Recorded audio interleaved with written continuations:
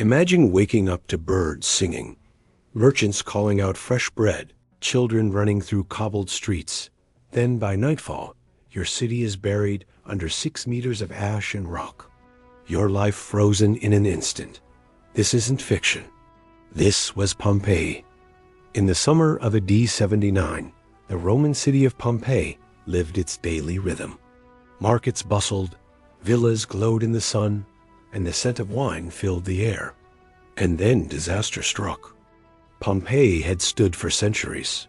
Once Oscan, then Ramau, it thrived beneath Mount Vesuvius, but the earth warned them. In AD 62, a massive earthquake shook the city. Repairs dragged on. Tremors came and went, and people got used to them. On August 24th, AD 79, the mountain exploded. A column of ash and pumice shot miles into the sky, turning day to night. The air thickened, roofs buckled, walls cracked. Then came the pyroclastic flows, oiling clouds of gas and ash racing down the slopes at impossible speed.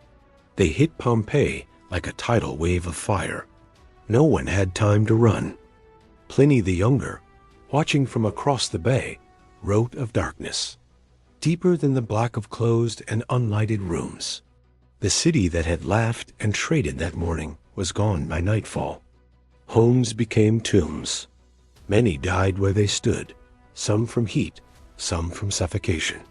Coins, bread, jewelry, all lay waiting for nearly 2,000 years. Imagine a baker, flour still on his hands, a mother shielding her child, a merchant locking his door one last time, their final moments captured in ash. 6 meters of pumice and dust sealed Pompeii off from the world. No air, no moisture, just silence.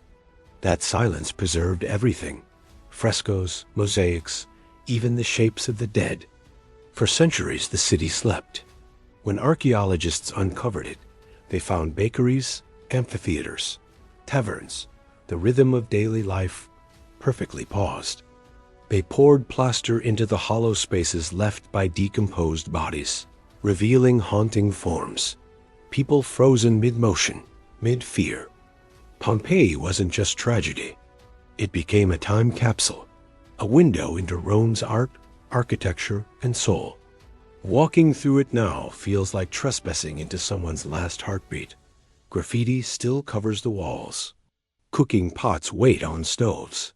It feels alive, even in death. The amphitheater still stands, built around 70 BC, one of the oldest in the world. Thermopolia lined the streets, where Romans once grabbed a quick bite of stew and wine. You can still see ruts carved by wagon wheels. The same stones they walked on, the same walls they leaned against. After the eruption, Emperor Titus sent relief efforts. But Pompeii never recovered. It remained buried until the 1700s, when explorers began to dig. Today, it's a UNESCO World Heritage Site, a museum of tragedy and life intertwined. Millions walk those streets each year, listening to a city that still whispers its story. Pompeii resonates because it's human. Ordinary people caught in an extraordinary disaster. One moment they were alive, the next gone. It's the fragility that grips us, the reminder that everything can vanish in an instant. A perfect city, undone by the sky it trusted.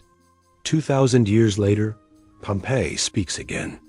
Its stones say, "Cherish today, because tomorrow is never promised."